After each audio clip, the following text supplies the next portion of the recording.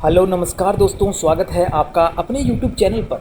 दोस्तों, इस चैनल पर हम बीएड व डीएलएड से संबंधित सभी प्रकार के लेसन प्लान और नोट्स उपलब्ध करवाते हैं। तो वीडियो को आपको पूरा देखना है और वीडियो को लाइक करना है, चैनल को ज़रूर सब्सक्राइब करना है। दोस्तों, आपका प्यार और सपोर्ट हमें चाहिए, इसलिए आपको चैनल को ज़रूर सब्सक्राइब करके रखना है। तो दोस्तों, आज हम बीएड के दौरान जो भूगोल शिक्षण होता है, उस भूगोल शिक्षण पेपर का हम एक टॉपिक लेकर आए हैं। उस टॉपिक का नाम है दोस्तों भूगोल शिक्षण में प्रयुक्त होने वाली सहायक सामग्रियाँ। इसको हम स्रोत सामग्री भी कहते हैं दोस्तों, कंफ्यूज नहीं होना है। और आगे हम बात करेंगे, देखिए आधुनिक शैक्षिक प्रक्रिया में भूगोल शिक्षण में इनका क्या योगदान है। जो आधुनिक शैक्षिक प्रक्रिया है, शिक्षण की जो प्रक्रिया है, इसके अंदर जो स्रोत सामग्री या सहायक सामग्री है, उनका क्या योगदान होता है। तो चलिए दोस्तों, सबसे पहले हम जानेंगे भूगोल शिक्षण में प्रयुक्त होने वाली कुछ सहायक सामग्रियाँ। तो पहले इनका नाम देख लेते हैं कि कौन कौन सी सहायक सामग्रियाँ होती है।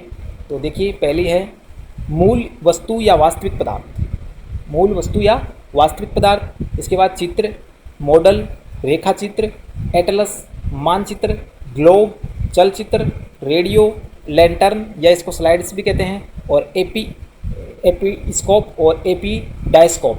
ठीक है, ये प्रकार की सहायक सामग्रियाँ भूगोल शिक्षण के दौरान काम में ली जाती है। तो चलिए एक एक करके इनके बारे में जानते हैं। सबसे पहले हम बात करते हैं दोस्तों मूल वस्तु, जिसको हम कहते हैं स्पेसिमेन या नमूने। ठीक है, मूल वस्तु कहेंगे या नमूने कहेंगे या स्पेसिमेन कहेंगे। ठीक है, तो देखिए होता क्या है ये। भौगोलिक महत्व को विभिन्न वस्तुएं या नमूनों का संग्रह अध्यापक विद्यार्थियों के सहयोग से भूगोल संग्रहालय में करना चाहिए। यानी कि नमूने या सैंपल हैं जिनको एक जगह पर स्टोर करके संग्रहालय में रखा जाता है। इन्हें दिखाकर वास्तविक वस्तु का बोध कराया जा सकता है। इनको समय समय पर बच्चों को दिखाएंगे और वास्तविक वस्तु का क्या कराएंगे, अवबोध करवाएंगे। नमूनों में विभिन्न प्रकार की मिट्टी हो सकती है, चट्टानों के टुकड़े हो सकते हैं, वनस्पति हो सकती है यानी कि फल, पेड़, पत्ती आदि, अन्न हो सकते हैं, खनिज पदार्थ हो सकते हैं, उत्पादित वस्तुएं हो सकती हैं, औजार हो सकते हैं। ठीक है, आदि वस्तुओं को इकट्ठा किया जा सकता है। यदि वस्तुओं के नमूनों की संख्या अधिक हो तो प्रत्येक बालक को अलग अलग नमूने अवलोकन करने के लिए दिए जा सकते हैं। अगर सैंपल ज़्यादा हैं तो प्रत्येक बच्चों को अलग अलग दिया जा सकता है। मूल वस्तु को दिखाकर भी भूगोल शिक्षण को प्रभावपूर्ण बनाया जा सकता है। अगर जो मूल वस्तु है उसको भी हम दिखाकर बच्चों के जो शिक्षण है उसको प्रभावशाली बना सकते हैं। इनका सबसे बड़ा लाभ यह होगा कि छात्र वास्तविक व प्रत्यक्ष अनुभव कर सकते हैं। अगर बच्चों को डायरेक्टली दिखाएंगे तो बच्चे वास्तविक व प्रत्यक्ष अनुभव करेंगे। मूल वस्तु के प्रत्यक्षावलोकन से सीधे अनुभव प्राप्त होते हैं। ठीक है दोस्तों, तो पहला हमने जाना नमूने। ठीक है, दूसरा देखिए जो सहायक सामग्री है वो कौन सी है, चित्र या डायग्राम, जिसको हम कहते हैं चित्र या डायग्राम। तो छोटे बच्चे जो होते हैं वो चित्र देख कर ज़्यादा खुश रहते हैं। ठीक है, अतः छोटी वस्तुओं को छोटी कक्षाओं को हम पढ़ाते हैं उस समय भूगोल अध्यापक को यथासंभव भौगोलिक चित्रों का प्रयोग करना चाहिए। भौगोलिक चित्रों को बनाकर बच्चों को पढ़ाना चाहिए। चित्रों के उपयोग से सबसे बड़ा लाभ यह होगा कि चित्र आसानी से मिल जाते हैं, और यदि चित्र बनवाया जाए तो अधिक धन भी खपत नहीं होता। ठीक है, यानी कि धन कम लगता है। इसके अलावा चित्रों को एक स्थान से दूसरे स्थान पर आसानी से ला और ले जा सकते हैं। ठीक है, तो चित्रों के माध्यम से देशों के सांस्कृतिक व सामाजिक जीवन का भी स्पष्ट अनुभव कराया जा सकता है। ठीक है, सीधी सी बात करें तो बच्चों को ज़्यादा से ज़्यादा डायग्राम बना के टॉपिक को समझाना चाहिए, क्योंकि ये लाने ले जाने में भी क्या है, आसान है। इसको एक स्थान से दूसरे स्थान पर आसानी से ले जाया जा सकता है। अब बात करते हैं हम दोस्तों चित्रों के बाद आता है तीसरा सहायक सामग्री जो है मॉडल। मॉडल की हम बात करें तो दोस्तों मॉडल एक ऐसी चीज़ होती है, आपको वैसे बता देता हूँ मैं कि मॉडल क्या है। जैसे मान लो कोई बड़ी वास्तविक जो चीज़ है, अगर बच्चों को उनके समक्ष से लाकर हम उसके मॉडल को दिखाएं, यानी कि उसका प्रतिरूप बच्चों को दिखाएं, तो बच्चे क्या करेंगे, वास्तव में उसको देखकर कल्पना करेंगे कि हाँ ये चीज़ ऐसी होती है। तो इसको हम बोलते हैं 3D प्रारूप। ठीक है, 3D जो मॉडल होते हैं ये प्रारूप होते हैं, और इनके यानी कि 3D का मतलब है 3 डायमेंशंस, यानी कि 3 त्रिकोण जो संरचना होती है उस प्रकार। जैसे थर्माकोल का अगर आप ताजमहल बना के बच्चों को दिखाएंगे तो बच्चे आसानी समझ जाएंगे कि ताजमहल ऐसा है। ठीक है, तो कुछ चीज़ें ऐसी होती है जिनको उठाकर लाकर बच्चों को दिखाया नहीं जा सकता, या कुछ चीज़ें ऐसी होती है जहाँ पर बच्चों को ले जाना भी संभव नहीं हो पाता है। इसलिए इन मॉडलों का उपयोग किया जाता है, जिससे बच्चों को वास्तविक उसी चीज़ का क्या होता है, अनुभव होता है। ठीक है दोस्तों, तो आशा करता हूँ आपको मॉडल के बारे में पता चल गया होगा। अब हम बात करते हैं आगे रेखा चित्र। रेखा चित्र, ऊपर हमने दोस्तों देखा था क्या, चित्र, और यहाँ पर हम बात करने वाले हैं रेखा चित्र की। तो रेखा चित्र भूगोल शिक्षण के संक्षिप्त लिपि साधन है। रेखा चित्र बहुधा विशिष्ट उद्देश्यों को ध्यान में रखकर खींचे जाते हैं। अधिकतर रेखाचित्र भौगोलिक संबंधों को व्यक्त करने के लिए उपयोग में किए जाते हैं। जो रेखाचित्र होते हैं वो किससे होते हैं? भौगोलिक संबंधों से संबंधित होते हैं। ठीक है, उदाहरण के लिए बात करें तो ऑस्ट्रेलिया के जलवायु का भेड़ों के वितरण पर क्या प्रभाव पड़ता है? बिना किसी उद्देश्य के खींचे गए रेखाचित्र या असंबद्ध रेखाचित्र का भूगोल शिक्षण में कोई महत्व नहीं है। यानी कि रेखाचित्रों का क्या होना चाहिए? हमेशा उद्देश्य होना चाहिए। तो रेखाचित्र में कला का ध्यान रखकर स्पष्टता का अधिक ध्यान रखना जाना चाहिए। किसी पाठ या प्रकरण को सारांश के रूप में रेखाचित्र भी किया जा सकता है। इसी तरह कोई रेखाचित्र किसी देश के भौगोलिक तथ्यों का सारांश भी हो सकता है। और देखिए, रेखाचित्र खींचने के लिए कार्डबोर्ड या श्यामपट्ट का उपयोग किया जा सकता है। इसमें जिस बात पर जोर देना हो या ध्यान आकर्षित करना हो उन्हें गहरी रेखाओं से प्रदर्शित किया जा सकता है। ठीक है, तो रेखाचित्र वही है दोस्तों, जैसे गणित के अंदर रेखाचित्र से हम त्रिभुज बनाते हैं, आयत बनाते हैं, वर्ग बनाते हैं, उसी प्रकार से। और जिस चीज़ों पर जोर देना होता है उन लाइनों को क्या कर देते हैं? हम अंडरलाइन कर देते हैं या मोटी कर देते हैं। ठीक है, आगे हम बात करते हैं दोस्तों चलचित्र। चलचित्र की बात करें तो चलचित्र को हम क्या कहेंगे अपनी भाषा में? वीडियो कहते हैं। क्या कहते हैं दोस्तों? वीडियो। जो आप अपने मोबाइल पे यूट्यूब पे देखते हैं, ठीक है, या टीवी में देखते हैं, वो सभी क्या है? चलचित्र है। इसको हम यहाँ पर नाम दिए हैं सिनेमा। क्या नाम दिए हैं? सिनेमा। तो देखिए इसका उपयोग भूगोल में कैसे और कब होता है? चलचित्रों द्वारा भूगोल शिक्षण में महत्वपूर्ण योगदान मिलता है। यह अनुभव जो अन्य सहायक साधनों द्वारा नहीं दिया जा सकता, फिल्मों के द्वारा छात्रों के सम्मुख प्रस्तुत किए जाते हैं। जो फिल्में होती हैं भूगोल पर आधारित, वो बच्चों को दिखाई जा सकती है और इन्हें देखने पर छात्र इस प्रकार अनुभव करते हैं जैसे वे स्वयं इन स्थानों पर उपस्थित होकर सम्मुख खड़े हों। इस प्रकार के उपकरणों का प्रयोग विकसित देशों में बढ़ता जा रहा है, परंतु भारत जैसे निर्धन या गरीब देश के सभी विद्यालयों में ये महंगे उपकरण उपलब्ध कराना संभव नहीं है। ठीक है दोस्तों, फिर भी वर्तमान में आजकल भारत में भी सब कुछ ऐसा हो रहा है कि बच्चों के समक्ष बड़े पर्दे लगाकर उनको टॉपिक से संबंधित फिल्में दिखाई जा रही है, जिनके माध्यम से बच्चे क्या हैं उनके सामने खड़े होकर क्या कर सकते हैं? प्रत्यक्ष अनुभव कर सकते हैं। ठीक है, तो फिर भी कुछ संस्थाएं जिनके पास वित्तीय साधन सुविधा उपलब्ध है इस प्रकार के उपकरणों को खरीद कर प्रयोग कर रहे हैं, जो सराहनीय है। ठीक है दोस्तों, आजकल सरकार भी इस चीज़ को बढ़ावा दे रही है कि बच्चों को ज़्यादा से ज़्यादा अनुभव करवा के पढ़ाई करवाएं। तो चलचित्र द्वारा प्रभावशाली शिक्षण हेतु निम्नलिखित बातों का ध्यान रखना बहुत ही जरूरी है। ठीक है, देखिए क्या क्या ध्यान रखने की बातें आवश्यक है। चलचित्र का उपयोग उद्देश्यों को स्पष्ट करने में, छात्रों को प्रत्यक्ष एवं सजीव अनुभव प्रदान करने में तथा शिक्षण कार्य में रुचिपूर्ण वातावरण उपयुक्त करने में अपेक्षित होते हैं।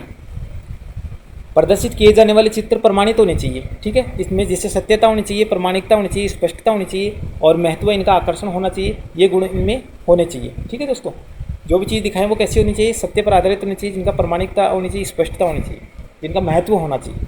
ठीक है, चित्रों का संपादन इस प्रकार से किया जाए कि छात्रों के प्रश्नोत्तर के लिए गुंजाइश रहे और ये किसी भौगोलिक वस्तु या विकास स्थान के विकास के क्रमिक रूप में कहानी विधि द्वारा दिखाया जाए, कहानी विधि के माध्यम से दिखाया जा सके। ठीक है, चलचित्रों का चुनाव गुणवत्ता के आधार पर किया जाना चाहिए। बहुत से अर्थहीन चित्र दिखाने की अपेक्षा कुछ उद्देश्यपूर्ण दिखाना उपयोगी होता है। यानी कि व्यर्थ की चीज़ बच्चों को ना दिखाएं, ऐसी चीज़ दिखाएं जिनका कोई उद्देश्य है। ठीक है, अगला देखिए, ऐसे चित्र ऐसे हैं जो भौगोलिक विचारों को उत्तेजित करें तथा भौगोलिक तथ्यों की पृष्ठभूमि को साक्षात चित्रित कर दें तथा भौगोलिक संबंधों को ग्रहण करने में सहायक होने चाहिए। चलिए दोस्तों, आगे जो सहायक सामग्री होती है वो देखिए भूगोल के अंदर कौन सी होती है? ग्लोब। कौन सी है? ग्लोब। और ग्लोब का उपयोग देखिए भूगोल के अंदर, ग्लोब की बात नहीं करेंगे तो कौन से सब्जेक्ट के अंदर इसकी चर्चा करेंगे। ठीक है, तो जो ग्लोब होता है वो बहुत ही इंपॉर्टेंट सामग्री है भूगोल के लिए। ग्लोब पृथ्वी का सबसे उत्तम प्रतिनिधित्व करने वाली सामग्री है, क्योंकि भू आकृति को यह अधिक सही ढंग से स्पष्ट करने में सक्षम है। अगर आपको भू आकृति को देखना है तो आप ग्लोब को देखेंगे।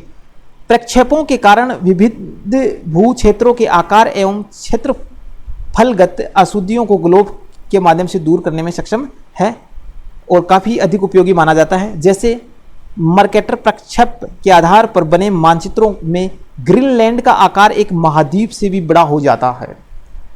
साथ ही ग्लोब की सहायता से जल स्थल वितरण, भूगति, दिन रात ग्रहण, सूर्य ग्रहण है दोस्तों, ये चंद्र ग्रहण, सूर्य ग्रहण, ज्वार भाटा आदि अनेक भौगोलिक तथ्यों को ठीक से स्पष्ट कर पाना संभव होता है। ग्लोब पृथ्वी का एक छोटा कृत्रिम नमूना है। ठीक है, अतः इससे छात्र यह भी समझ पाते हैं कि पृथ्वी का न तो ये ऊपरी भाग है और न निचला। ठीक है, मानचित्र की सहायता से स्पष्ट हो पाता है। ठीक है, अक्षांश और देशांतर को इनके माध्यम से आसानी से समझा जा सकता है, तो इसलिए ग्लोब का उपयोग किया जाता है। अब देखिए दोस्तों, आगे चलते हैं हम। अगली जो सहायक सामग्री है वो एटलस। एटलस का उपयोग तथा महत्व भूगोल शिक्षक के लिए तथा छात्रों के लिए भी काफ़ी आवश्यक है। यह अधिगम का महत्वपूर्ण साधन है। घर पर ग्लोब के अभाव को एटलस ही पूरा करता है। अगर घर पर ग्लोब का अभाव है तो एटलस ही इसको पूरा कर सकता है, तथा किसी प्रदेश या क्षेत्र के बारे में विस्तृत भौगोलिक जानकारियां प्रदान करता है।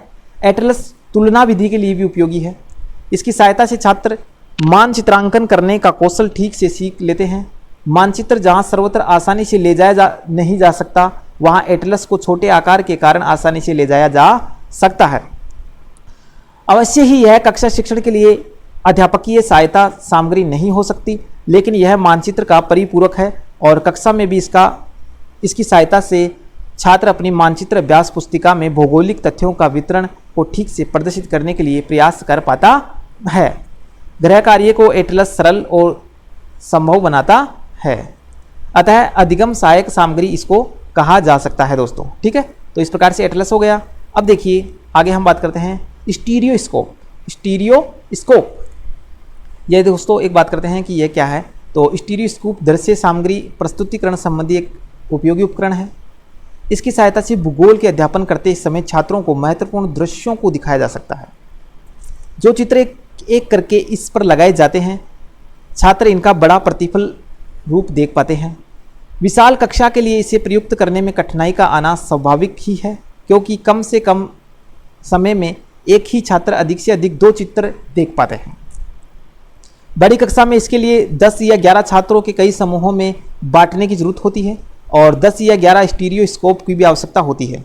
प्रत्येक चित्र की 10 या 11 प्रतियां भी होना जरूरी है, ताकि कम समय में सभी छात्र चित्रों को देख सके और कक्षा की व्यवस्था भी न बिगड़े, यानी कि कक्षा की जो व्यवस्था है वो ना बिगड़े। इस उपकरण किसी भी प्रकार की स्लाइड या ट्रांसपेरेंट शीट आदि बनाने की आवश्यकता नहीं होती है। जो भी चित्र उपलब्ध हो इसका उपयोग किया जा सकता है, लेकिन सामूहिक तौर पर नहीं किया जा सकता।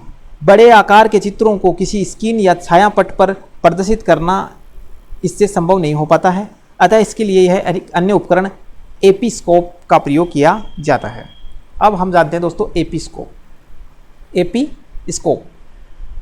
यह उपकरण बड़े आकार के चित्रों को छायापट पर प्रदर्शित करता है, यानी कि बड़े आकार के जो चित्र हैं उनको कौन स्पष्ट करेगा? एपीस्कोप। कहाँ स्पष्ट करेगा? छायापट पर। किसी भी पुस्तक के चित्र व पत्र पत्रिकाओं के आवश्यक समाचार या लिखित सामग्री, मानचित्र, रेखाचित्र आदि को इसकी सहायता से छात्रों को समूह में दिखाना संभव है। यह चित्र विस्तारक उपकरण होने के कारण सामान्य भूगोल कक्षा में अधिक उपयोगी माना जाता है। इसके सामने के भाग में जो लेंस लगा होता है उसकी सहायता से चित्र को इच्छा अनुसार छोटा या बड़ा बनाया जा सकता है। यह उपकरण बिजली के सहारे चलता है, अतः संबंधित सावधानियां बरतें और इसको प्रयोग में लाने के लिए उचित प्रशिक्षण की आवश्यकता होती है। तो ये हो गया दोस्तों एपीस्कोप। ठीक है, इस प्रकार से देखिए हमने जाना है कि भूगोल शिक्षण के अंदर जो सहायक सामग्रियां होती है उसका उपयोग किस प्रकार से करते हैं और वो होती क्या है। तो आज की वीडियो में हमने जाना है। वीडियो आपको कैसा लगा कमेंट करके जरूर बताइए, लाइक कीजिएगा और चैनल को जरूर सब्सक्राइब करके रखिएगा। मिलेंगे नए वीडियो में, तब तक के लिए धन्यवाद। जय हिंद।